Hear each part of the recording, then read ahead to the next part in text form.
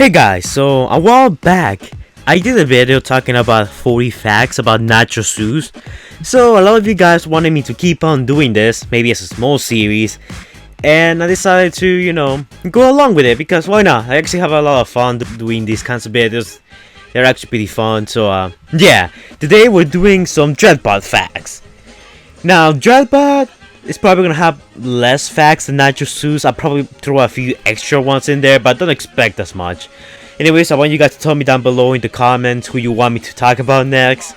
It could be Mohawk, it could be Bumblebee, it could be anyone actually from the movies or not from the movies, So let's start with some Dreadbot facts.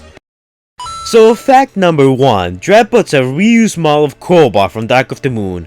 Now that is obviously not surprised. I think everyone who sees Dreadbot for the first time can easily confuse him for Crowbar, which is kind of racist in my opinion, and if you do that, you're a horrible person. Nah, I'm just kidding. Fact number 2. Okay, so probably a lot of you guys didn't know this, but Dreadbot has Christmas lights wrapped around his upper right arm. Now, this is kind of weird because, well, number 1, I don't see any Christmas lights on his vehicle mode. And number 2, why Christmas lights? What? When he scanned a vehicle, were there just Christmas lights inside the vehicle? It's really confusing. But I believe he just does this as some kind of sick joke. Dreadbot transforms into a rusty old Volkswagen microbus. I think that's how it's called. I don't know. I'm just reading off the TF wiki right now. We could also call this the hippie band, which I like to call it. Now, Dreadbot's not the first one to rock the hippie band look, or the microboost alternate mode.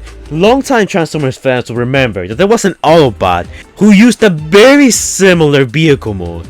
In the now cancelled game Transformers Universe, there was an Autobot called Outsider who had a vehicle mode which really resembles Dreadbot's vehicle mode, except that Outsider, the Autobot who had that vehicle form, who, the first one, the original, the OG, was more colorful and has some surfboards above his vehicle mode, while Dreadbot doesn't have any of that. He's a lot rusty. Could Outsider have been like an initial, inspiration for Dreadbot? Now that's one for you to think about. Now, Dreadbot's initially working name was Hooligan. This working name was also used for the Dreads from Dark of the Moon. If you can see here in the concept art, one of them is listed as Hooligan. So the name was reused for this character in The Last Night, but it was later changed to Dreadbot for unknown reasons. Funnily enough, in the Mandarin version of the Transformers The Last Night film, he's not called Dreadbot, he's called Hacker. Well, that's kind of weird because we never see him do any hacking stuff though. But sure, we'll go with that. While it hasn't been completely confirmed whether he's in fact part of the Dreads. Now, the Dreads are this elite Decepticon group, the Decepticon counterpart of the Wreckers. While he does share the same body type as Crowbar, one of the members, his name could also imply that he's also part of the Dreads. I mean, the Dreads, Dreadbot, Dread. This has bothered Transformers fans constantly, but considering he's a reused model of Crowbar, he shares many elements with the Dreads and also his name, I think it's safe to say that he's part of the Dreads. Maybe an unofficial member, but we can at least confirm that he's somewhat related to them. Keeping up with the aspect of him probably being part of the Dreads, Dreadbot's gun that we see him use on his introduction scene is actually not a weapon that Crowbar uses, but it's a weapon that Crankcase uses.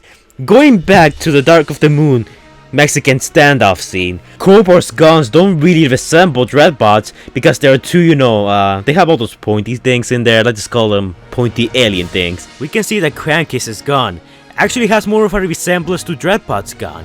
As we can see here, it has all those wires like coming out the gun and going to the front, just like Dreadbot. Meaning that while Dreadbot stole Crowbar's look, he stole Crankcase's weapon. Wow, what a copycat. A lot of these facts seems to be related to the Dreads, so let's keep up with that. So, out of all the Decepticons that Megatron freed, Dreadbot seems to be the fastest one when it comes to being on robot mode. As soon as Cade shot Megatron, and the Decepticons were rushing in to capture Cade and take the talisman from him, we can see that right before the explosion, Dreadbot is the one that's the closest to Cade, meaning that he managed to not only get down from the building in time, but be fast enough to outrun the other Decepticons, almost reaching Cade, only to be caught by the explosion. So, Dreadbot has inherited the ability of the Dreads to be incredibly mobile while in robot mode. In Transformers 3, we saw that the Dreads could transform and still be as fast as in vehicle mode, if not faster. So Dreadbot also has that same ability of being as fast without actually transforming. So even more evidence that he's related to the Dreads. You cannot tell me that that guy is not part of the Dreads. I mean, just look at him. So while first watching the movie, we never actually see Dreadbot die. The last time we see him, he's being, you know, grabbed, chewed on by Grimlock. After that, the next time we see Grimlock, he's chewing on Nitro Zeus. So meaning that Dreadbot probably got eaten whole, since we don't see any of his remains when Megatron and Nitro Zeus are retreating. So poor Dreadbot, he became dinosaur food at the end. How sad. Dreadbot has a height of... again, with the height, you guys are probably gonna grill me in the comments down below, but I suck when it comes to measurements, but that's his height. So Dreadbot was incarcerated after robbing a bank for some reason, and while doing so, he killed 9 people and left the money untouched. Now going back to the last fact, there's a contradiction here. In here it says, in his profile, it says that he left the money untouched. But however, when we go back to the movie, we actually see him destroying the money. So how's the money untouched if it got destroyed? He destroyed the money. So we're having some continuity errors here. According to his bio, his massive frame on the back, you know, those little 2 things that look like wings, apparently works as a shield, much like Mixmaster. He can defend from any type of ammunition, and yes, I'm quoting what it says here, virtually all known ammunition. And he can also use that to slash through opponents. So basically he could use the things on his back not only to defend himself like a shield, but he can also use them to cut through opponents. And for the last thing about his bio, it also says that he has a weird Cybertronian gun, which obliterates its target. Now, I find this really hard to believe because he shot Grimlock a couple of times and nothing happened. I mean, sure, he shot at the money, but money is basically paper. Paper gets destroyed by anything. So, more inconsistency. Good job, marketing team. Good job. Wow, you know, paycheck well earned. Now, this is another fun fact that I noticed. If you go and check his intro scene where he's, you know, robbing the bank, something really interesting is that you can see Dreadbot transforming, or well, you know, about to jump in and, you know, rob the bank. But however, you can see there's a small door behind him. There's an intact door with, you know, squares and stuff. You know those weird windows with whatever, you know what I'm talking about. You just look at the picture. So somehow Dreadbot magically entered the bank. Well, entered the first, you know, entrance to the bank without breaking the wall or the windows or anything. And now he's like jumping into action, as you guys can see. And if you look behind, you can see that the door is still intact. The door is intact. How did a big robot enter the scene without, you know, I don't know, breaking the wall? And don't give me the excuse that he maybe went around, because as you guys can see clearly, it looks like he's transforming. He's about to jump in and he came from outside. That doesn't make sense. I really hope you guys are taking notes of these facts, because, well, if you guys could go to the TF wiki and list some of these notes in the notes section to give me more popularity and make me feel better about myself, that will help me a lot. Thank you guys. Now, where was I? Oh yeah, Dreadbot facts. Now, this is really hard to tell, but apparently Dreadbot also has the same, you know, weird, impale... What do you call those things? They look so weird. You know those weird weapons that the Berserker toy had and the Dreads had in Dark of the Moon? Apparently Crowbar also has them. Now, if you look closely while he's transforming on their back, it's really hard to tell, but you can see what it looks like to be those weird things that Crowbar had on the back that he used to, you know, fight Ironhide and Sideswipe. I cannot really confirm if these are the same weapons, you know, Crowbar used, but they're extremely similar. And since, you know, Dreadbot already shares so many aspects and traits with the other Dreads, it wouldn't be surprising that this will, you know, turn out to be true.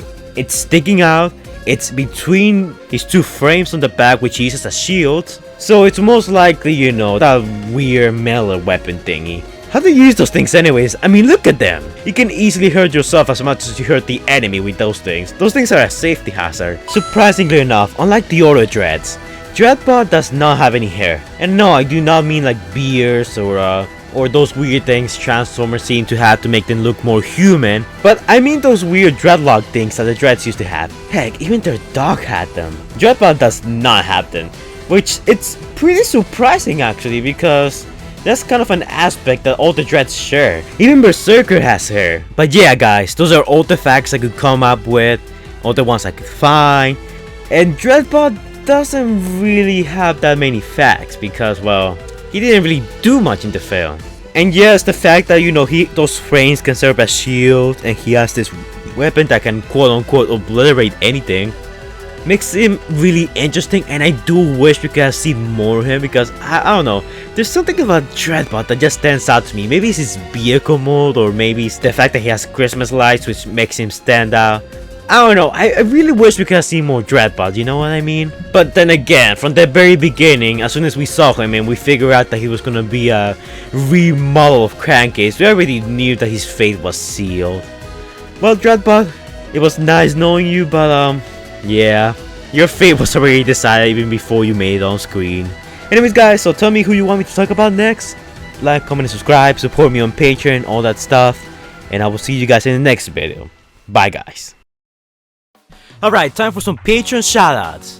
Well, before I begin, you guys probably noticed that there's only 18 facts, even though the title says 20 facts. And well, by the time of this recording, I couldn't come up with 20. But I have now come up with 2 more facts. Dreadbot has a total of 59 seconds of screen time. Wow, shocking, I know, right? Unlike all the other Decepticons that Megatron freed, Dreadbot is the only one who cannot talk. But I said the ones who Megatron freed, you know, not counting Berserk. Alright, in all seriousness guys, yes, now we have 20 facts and time for the Patreon shoutouts. So, Sachin Murah, or Mirage, and Librado Marufo, thank you for, you know, supporting me on Patreon. It actually means a lot to me. And yeah, have a good one guys. Like, you guys are the best. And if any of you guys want to support me on Patreon, you know, link's gonna be in the description down below. This is optional, by the way, you don't have to do it, but if you do it, it's really appreciated. But anyways guys, that's it for this video. Like, comment, and subscribe if you enjoyed, and I'll see you guys in the next video. Bye guys.